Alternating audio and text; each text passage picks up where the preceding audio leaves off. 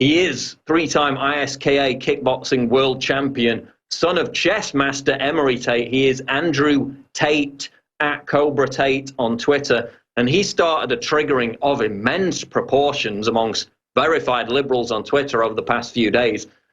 When he tweeted, this is the tweet, "Depression isn't real. You feel sad, you move on. You will always be depressed if your life is depressing. Change it." And of course, the response to that, when I said I was going to have him on the show today, this is one example. Someone tweeted at me, "An unqualified idiot interviews another unqualified idiot. Amazing stuff. They will bond well." Well, apologies, but noted doctor and mental health expert J.K. Rowling was unavailable for interview. So I'm talking with Andrew Tate, and that's what really gets to me. This idea that, oh, you have to be an expert to talk about anything. You have to be an expert, a medical doctor, a psychiatrist to talk about depression. Oh, but by the way, if you write children's books about wizards, like J.K. Rowling does, you're an anointed expert on absolutely everything, and you're the bastion of credibility. No, we're going to talk about it, even if it triggers you, so let's do it. Andrew, welcome to the show. Thank you very much. And you made a fantastic point with that argument of authority that, you must be qualified to have an opinion on something. If that was the case, I think every single person who's ever voted would need a doctorate in political science. And of course, that's absolutely not the case. You're allowed to have an informed opinion with or without a doctorate. And as you said, most of the verified liberals who replied to me were absolutely qualified in nothing. So it's ridiculous for them to even say. Well, it's like saying that women shouldn't be allowed to vote because they're not informed enough. It's just not an argument. Like J.K. Rowling's a psychiatrist expert. No, we're going to have an opinion on it. Deal with it. But anyway, let's get into it, right? Antidepressant usage in America increased 400% in the last 2 decades. Depression, never been higher in America. Amongst teenagers and young adults, depression has increased 37% since 2005. Correlation is not causation, but I mean, Andrew, whatever we're doing doesn't seem to be working, right? Well, I think this whole epidemic about depression is basically a misunderstanding of what depression is. People are talking about depression like it's this big external monster, like it's this condition you're going to catch regardless, like the common cold, and it's something that can't be avoided. And regardless of how good your life is and how perfect your life is going to strike out of nowhere, and you have zero self-control and zero ability to fight against it. And when people believe this rhetoric, when people like J.K. Rowling and these celebrities think that they're destroying the stigma, as they were saying that I was propagating a stigma, all they're doing is telling people you're helpless to control your own mind. You're helpless to defend yourself against any kind of negative thought. And the only answer is to completely succumb and surrender and take these pills. I do not believe depression is the monster people are saying it is. I believe it's a situational phenomenon. If you're in a situation you're unhappy with, if you're in depressing surroundings, you're going to feel depressed. If you decide to be proactive and get healthy and build a business and do good things with your life, you're going to be proud of yourself and you're going to be happy. I think this is fairly obvious. And a lot of the reason that these young people are suffering from depression is because they're lazy or they're dissatisfied with their life. And instead of thinking, oh, I need to do something about this, they buy into the propaganda which is being splurted out by people like J.K. Rowling, and they think the only answer is to take pills because depression is a horrible monster that struck them out of nowhere. And that's absolutely false. It's not true. Now, to be clear, Andrew, when we talk about depression, and we are talking about the majority of cases, we're not denying that traumatic events, grief, for example, PTSD for soldiers who fight in wars, losing the loved one or whatever, specific traumatic events, we're not denying that those things can cause even long-term depression, right? We're talking about something that's related to bad lifestyle choices, not individual traumatic events. Absolutely. It's perfectly normal for a human being to feel sad or depressed or upset about something or upset about a situation. I'm not saying that. When I said depression wasn't real, I was discussing people's attitude towards depression, because people's attitude towards depression is, I've caught depression. It's like Ebola. I was going through my life and everything was fine and I love everything, but I caught depression and now it's impossible for me to be happy. And that is absolutely not true. Everyone has been sad. Everyone has felt depressed. But you have two kinds of people. You have people who accept it's part of being human, accept it's part of life and push forward. And you have people who succumb to it completely and decide there's nothing they can do about it and the whole world should feel sorry for them. And when I pointed this out to people, people got extremely violent with their defense. And that's purely because the truth often upsets people it doesn't favor. It doesn't favor people who like to have excuses for their life. And that's why they were so desperate to defend it. If depression is such a horrible monster, and I'm saying there's a way around it, there's a way you can feel better, the fact that they'll come on Twitter and wish my death for trying to tell them they can feel better shows just how desperate they are to have this excuse for their life and their life choices. Depression's absolutely situational, and you have a choice if you're going to succumb to depression or not. It's as simple as that. Which is why it's kind of ironic when you get accused of being harmful by J.K. Rowling for committing this blasphemy, and that's basically what it is at this point. These people are more militant than vegans when you question veganism, and that's quite a high bar. But the irony behind it is they're the ones telling people there's nothing you can do about it, succumb to it, take pills, yet depression and suicides just keep on increasing. So if anything, they're the ones who are harmful to young generation especially, telling them that they can't do anything about it. But let me throw this one at you, Andrew. If we accept that the majority of cases of depression, which of course most people don't, but that's our position on it, I did a video on this a few months ago. But if we accept that a lot of it is related to bad lifestyle choices, how do we explain people who have had success, who have accomplished things? I'm talking about people like Buzz Aldrin, historical figures like, Winston Churchill complained about having depression, even Abraham Lincoln. You have a ton of sports stars, successful actors, actresses that achieve great success, but then go on to be depressed anyway. How do we explain that if we're saying that depression is about people not achieving life goals and making bad choices? Well, I think depression is absolutely reactionary to your surroundings. So you can be successful and still be unhappy with certain elements of your life, which can still lead you down a path of depression. But it's very interesting you mentioned Winston Churchill, for example. He said he was depressed, yet still functioned, still led the country in a war, and was successful. He didn't do what a lot of these young people nowadays are doing when they say they're depressed and just refuse to work, pretend they can't get out of bed, pretend it's absolutely impossible for them to go to the gym, while he managed to achieve amazing things while citing he had depression than others. And I think one of the main reasons why, especially nowadays in the modern world, these celebrities succumb to depression is because they believe the stigma. They believe the stigma that people are saying I'm propagating is not a harmful stigma. The stigma that is being propagated by people like J.K. Rowling is the harmful stigma. The idea that there's this unbeatable, untreatable, crazy monster that will enter your life and destroy you. If you believe that, you are going to lose. If you externalize any problem in the world, you're going to lose. If you're an alcoholic and you want to say, I have alcoholism, you're in a losing fight. If you believe that this is something that you can't help and it's going to destroy your life while you continue to get up, go to the store, buy alcohol, drink alcohol, and come home and do it on repeat, and you want to pretend it's nothing to do with you. So it's a white flag. Alex Jones here, Andrew Tate. While I'm having my lunch watching you and Paul, I just got to invite you on my main show because I was already aware of your work, but it's amazing hearing you speak. With Paul, it's so rational and real. There's a spectrum. A responsibility in life. If you're not doing the right thing, you're going to feel depressed. So that's a motivation for me when I'm not doing enough and not executing the way I know, then I'll get a little bit bummed out. But that is something to ignite the fury in me to have victory. But beyond that, if you drink a bottle of whiskey, you got a huge headache from inflammation. That causes depression. It goes away once you're hydrated. If you got heat stroke, it feels like you're depressed. If I get sunburned or hike 20 miles and don't drink enough water and get dehydrated, I feel depressed till I drink enough electrolytes. So there's a lot of things in here, but all the studies show forest bathing, getting outside, that empowers us. Only watching TV, staying indoors, not getting enough sunlight in our eyes, that causes depression. So we ask, why is it all getting worse? This indoor sedentary lifestyle is the main trigger. Then the drugs are admittedly more dangerous than anything out there. And so there's a lot of factors, and Big Pharma has these people like J.K. Rowling's who has PR folks tweeting for,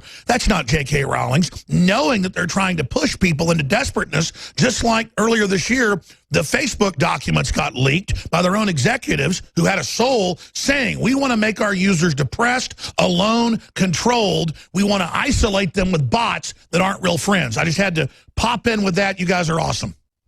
Thank you. And I completely agree with you. I mean, the number one way you stop anybody being concerned with the real issues of this world, the real issues that we discuss on this show, is to make them so concerned and caught up in the fact that someone said a bad word to them once that they're now depressed because of internet bullying. I've just been internet bullied for 3 days straight, and I can guarantee you I'm 0% depressed. So that's it. In fact, you're empowered. What doesn't kill you makes you stronger. They're turning them into permanent basket case victims. Absolutely. It's crazy. You know, the thing about it, especially when you're talking about the antidepressants, someone said to me, someone tweeted at me, like, what about Robin Williams? And I did some very 10-second research. I saw that Robin Williams saw a psychiatrist for 12 years before he eventually committed suicide. And my understanding is as follows. If he would have walked into that psychiatrist's office and said, I'm depressed, and the psychiatrist said, my friend, you're a millionaire, you're famous, you don't even have to grow old gracefully, you can have 19-year-old girlfriends for the rest of your life. The people in here have real problems. Stop embarrassing yourself. Get out of here. To this day, he'd still be alive. But instead, the therapist... That's the point. Okay. That's the point, Andrew. I mean, it's not as if we've pulled this out of thin air, okay? It's called Stoicism. It's a branch of philosophy. This is a real, you know, movement of thought. We haven't just made it up and started making YouTube videos about it. This exists as a branch of philosophy and as a way of treating depression. I want to ask you, Andrew, though, you know, we talked about the stigma. To what extent is society and culture to blame for fetishizing depression? Because now we're told, of course, that it's normal to be emotionally incontinent. You have people on television constantly breaking down in tears. That's basically the foundation of reality television. You know, YouTube is full of these privileged, whiny millennial brats talking about how depressed they are for views. How much has depression become a kind of virtue signaling for narcissists who just want attention? Narcissist is completely the right word, because the reality of Earth and the reality of life is that everybody is trying to be, to a degree, individual. Everyone is. It doesn't matter if you're chasing money so you can have the car other people can't have. It doesn't matter if you're a kickboxer. It doesn't matter if you're a journalist. It doesn't matter what you do. If you have a healthy, normal human mindset, you're going to want to do something to differentiate yourself. And the easiest cop-out to be different is to wake up and for no reason say, I have bipolar, I have ADHD, I have depression, I have this, I'm special, I'm not like everyone else, I have this. And this is just an absolute cop-out on a desperate bid for individuality. Since I tweeted this, I've had tens of thousands of people inbox me saying, I'm depressed and I have ADHD and I have this and I have that, and naming 25 diseases as if they're some kind of amazing, unique, special snowflake I'm never going to be possible to understand. I understand you're lazy. I understand you're incapable of concentrating on something long enough to give yourself a differentiating factor in life other than just complaining. And that's the world we live in now. And we're supposed to accept this. When I meet someone... Well, absolutely. I've read the 3-volume History of the British Peoples by Churchill, an amazing guy.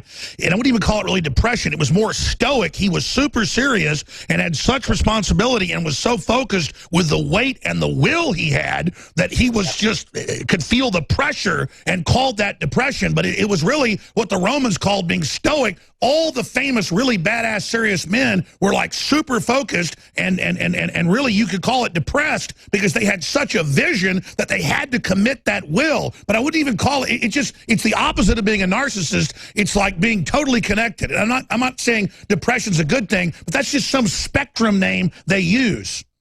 Yeah, I think, the depression Winston Churchill suffered from allowed him to win World War II. The depression that these millennial brats suffer from prevent them from working at McDonald's because they believe they're entitled to millions for no reason and they want to have a car like everyone else on Instagram and they don't see why they're not instantly happy without any kind of hard work. They're completely different things. To compare the two depressions isn't even accurate in my perspective.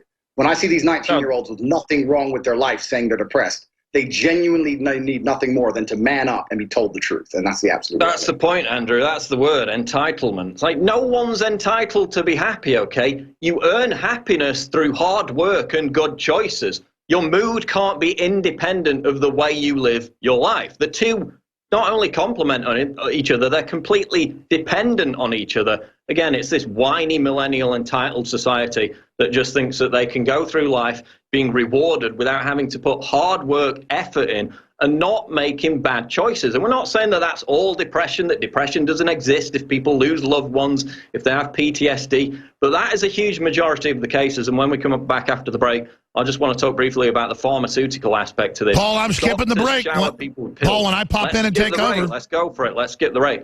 Andrew, let's talk about the pharmaceutical aspect. I mentioned the fact depression in America, or antidepressant usage, has increased 400% over the past 2 decades. It's been recharacterized as a pathological disease. It's a lifelong medical condition. That wasn't the case less than 50 years ago. It was seen as temporary unhappiness. Do you think that there could be any kind of motivation, Andrew, for massive pharmaceutical companies to turn this into a pathological disease, therefore creating a profit motive? Do you think that's possible at all?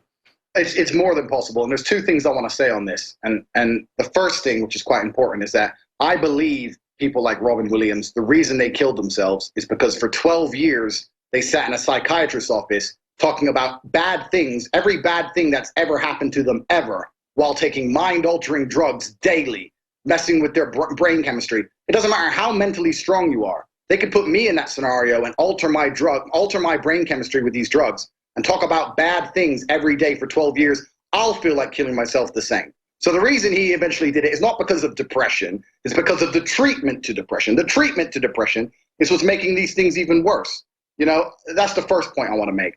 And the second point I want to make is it's amazing, like you said, where depression is more commonplace in these rich countries where people can afford these kind of, you know, treatments. It's amazing that this disease or this chronic illness seems to respect country borders. It's the only illness I've never ever found that, of course, if it's not situational, has nothing to do with your situation, it should be universal across the human race. It should be exactly the same on a tiny little island in the Pacific as it is in America, if it's nothing to do with the situation you're living in. So I don't know at what point depression's getting to the customs office and saying, oh no, I haven't got a visa, I can't go over there. It's ridiculous. The reason people are not depressed over there is because no one buys into this garbage. It's not a real thing.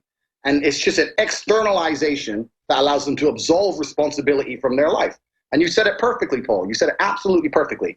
If depression was something, if your mindset was completely independent to the life you live, why wouldn't we all just catch a case and go to jail? You get free room, free board, you haven't got to work a job, and I should be happy in there just the same. Absolutely not. I'd be a depressed individual because my surroundings are depressing. So it's in these rich countries, exactly as you said. But it's not your opinion, Andrew or Paul. All the major antidepressants have to put a warning on the label that it causes psychotic breaks, suicide, and megalomania. There's the proof. This is what they're saying to treat depression. You know, I read something really interesting when someone tweeted at me saying there's zero evidence for my standpoint. Lauren Mosher was the former chief of schizophrenic research at the National Institute of Mental Health, and he concluded after 2 years of study that there is no biological condition of depression because in 100% of cases, there's nothing actually wrong with the brain. He can't detect anything wrong with the human brain for these depressed people. There's nothing wrong with their brain. There's something wrong with their state of mind and their outlook on life.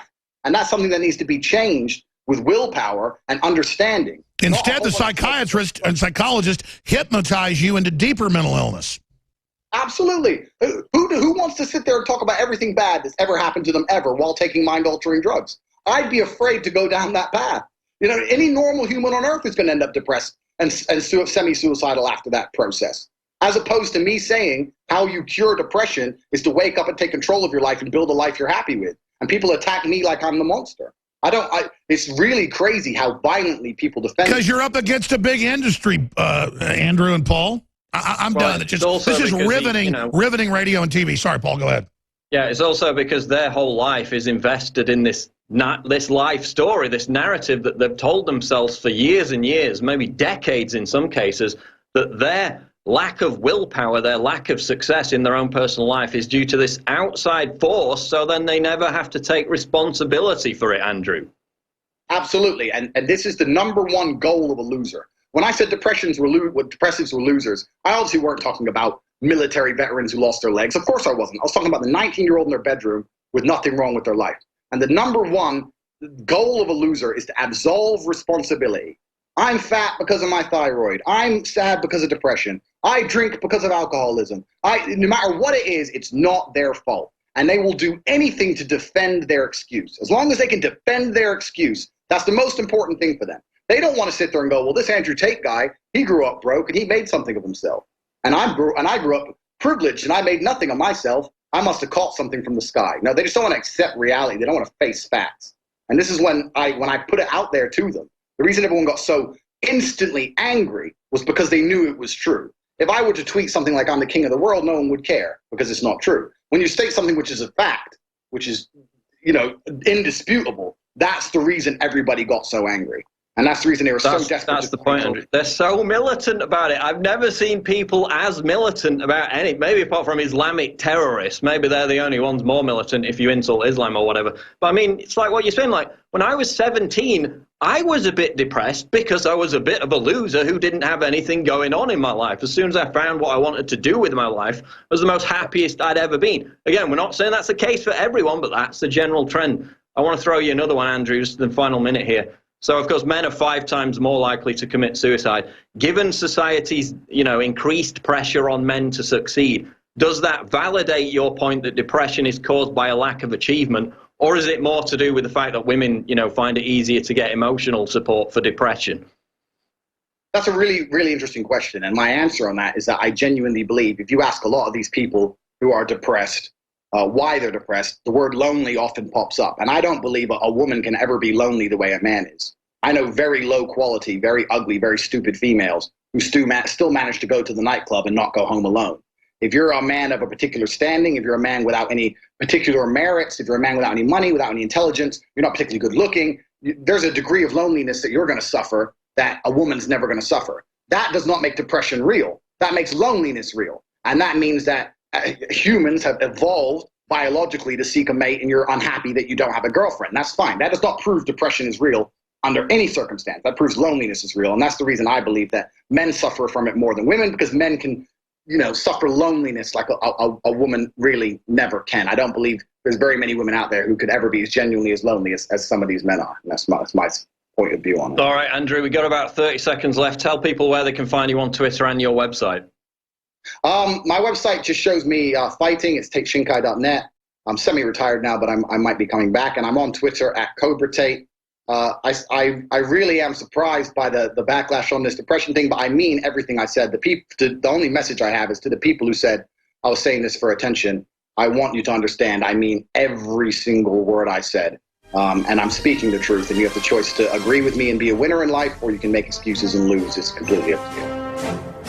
All right, we really appreciate you joining us today, Andrew, and I'm sure the reaction will be triggered, to say the least. Andrew, thanks for joining us today. Thank you, friend. Please click the big red button to subscribe. It really helps me when you do that. And click the bell to allow notifications so you never miss a new video.